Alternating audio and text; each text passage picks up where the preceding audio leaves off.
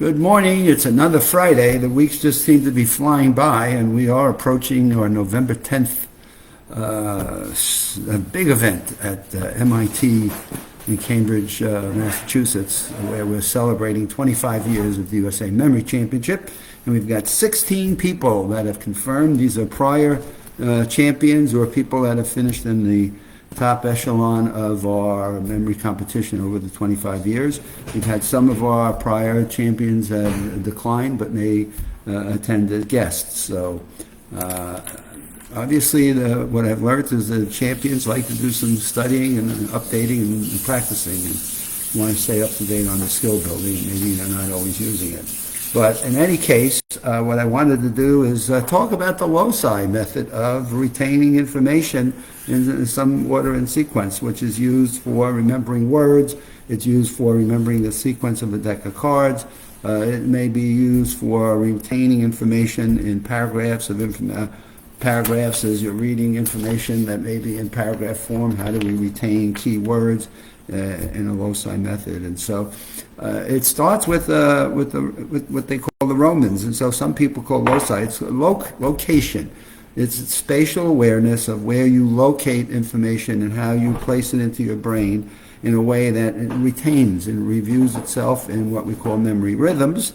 And with those memory rhythms in the loci method, loci method, Roman room method, the journey method, these are all of the names that are given to this thing called space, spatial awareness and spatial intelligence as to where you put things in space and how well you are able to retain them.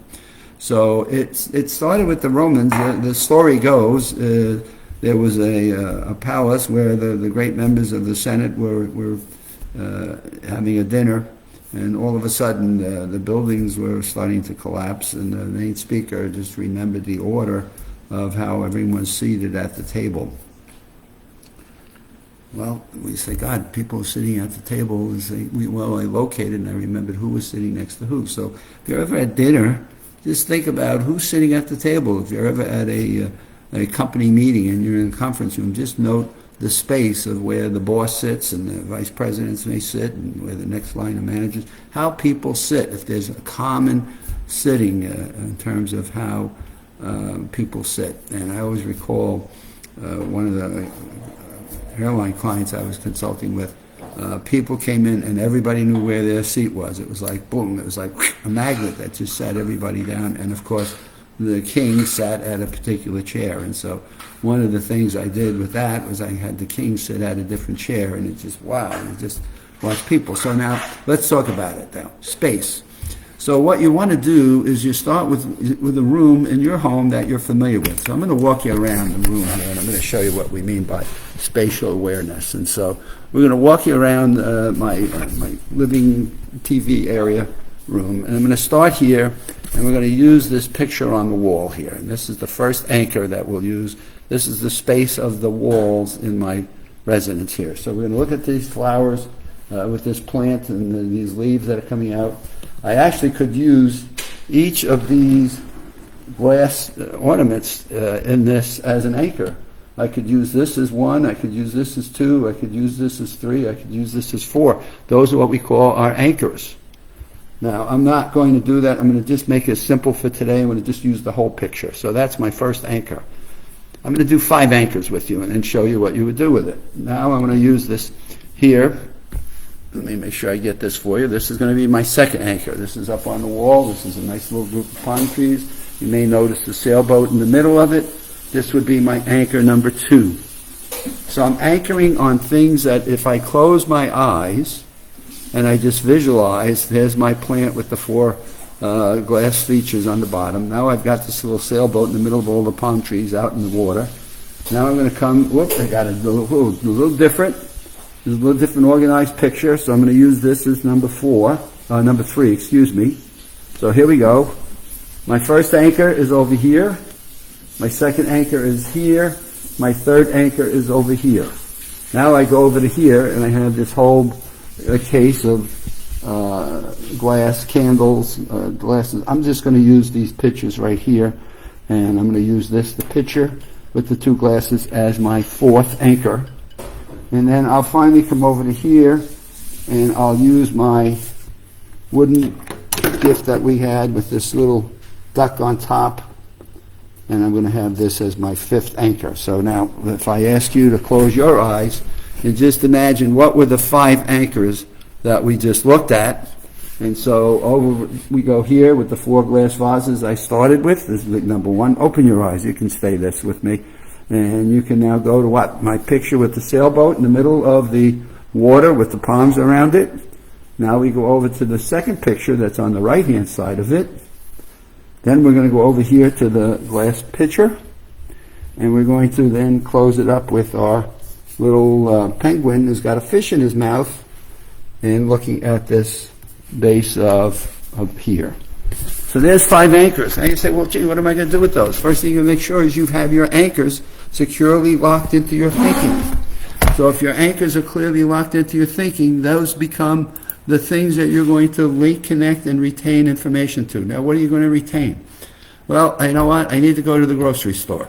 By the way, you can take words in a paragraph, but I'm going to just make it simple. We'll say we're going to the grocery store.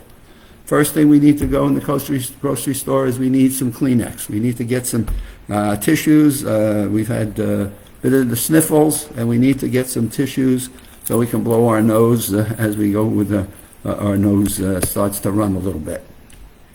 We're going to take those tissues and we're going to bounce them against the first anchor. What was the first anchor? It was the 4 glass vases or urns with the plant that was growing out of it. And so we're now going to take the paper tissues and we're going to bounce them against that and create a little silly story. And so, you know what? I noticed a little spot of dust on the top of the one vase, and I took my tissue, my Kleenex tissue, and I wiped it off. Now I have a clean picture.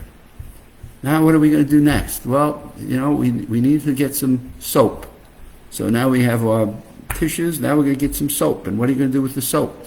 You're going to look at the picture with the sailboat in it, and you're going to say, my goodness, those waters look so clean. I mean, somebody must have taken a bar of soap and washed it over the water. It just looks so magnificently clear. So we have what? We have Kleenex tissues. We have now soap. What are we going to do next? Well, we want to buy some fruit. We want to make sure we get some bananas. So we're going to go to the bananas. We're going to go to the next picture. And there we had the 4 vases with the plant growing up on the right side. So there's some balance and symmetry, but this plant had these vases had the plant on the right side of it. And wouldn't you know, that was a banana tree. Holy, I never saw those bananas growing off of there before. So now what do we have on the first? We have the Kleenex, then we have what? We got some soap cleaning up the water, and we have some bananas hanging off the leaves of the other picture, anchor number 3. Now what do we have number 4? Anchor number 4 was the pretty pitcher with the 2 glasses around it. And wouldn't you know, we need to get some sausage for our barbecue that we're planning to have. Well, wait a minute. Sausage? Yeah. When you look at that picture, the sausage in the 2 sub-glasses, we realize we need to get 3 pieces of sausage. And so there's one in the one glass and one in the middle and one on the right. And we have sausage in our water pitchers and water glasses. Like, wow, that's pretty unique and pretty easy to remember. So now we have sausage in there. And then the last thing that we want to do is we're going to go to our pelican that had the fish in its mouth, and we need to buy some bread. Oh, the fish that is in the pelican's mouth is really a loaf of bread? And so now we go off to the store, and we walk through the store, and what are we doing? We're back looking in our residence, and we look at the first thing, and we realize we need to get some Kleenex tissues. My goodness, it's right there, Kleenex tissues, we got them. We move over to the middle, and what do we see in the middle of the water, in the sailboat that was there? A perfectly clear lake. It's the bar of soap that we need to have. Now we go over to the next picture, and what do we have that's there? Wouldn't you know it? It's a banana tree. We walk over to our glass with our pitcher with the 2 glasses, and what do we see sticking out in front of each of those? A piece of sausage.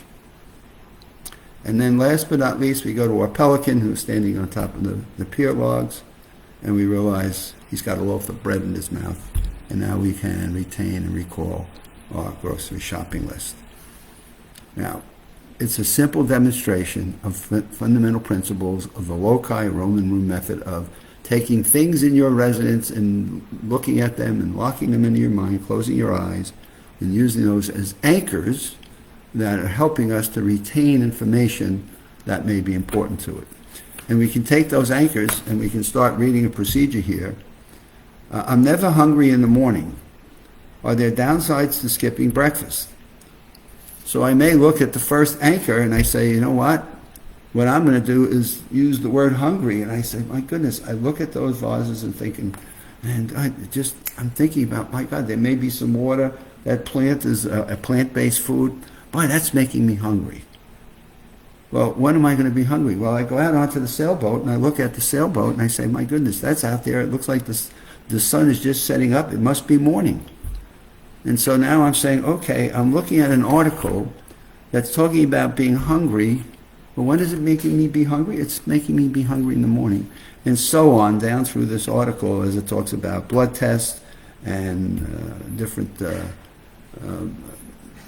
medical tests that one may want. And I'll just go around now and link them and say, okay, I need to remember that I'm hungry in the morning and it makes a difference in my blood test and the different tests I may need to take to check it, and before I know it, that which I read is now anchored into my mind for a long-term recall. And then I go through memory rhythms in my review cycle, and that helps me to put it in there for long-term if it's something I want to remember for. I'm not going to remember my grocery list long-term, so I'm not going to go through memory rhythms with that. And I'll save that for a lesson for you next week. So with that, have a good weekend. It's weekend time. And we'll see you next week. Stay in tune with the USA Memory Championship website and get yourself registered if you're in the Massachusetts area to come up and check out our USA Memory Championship.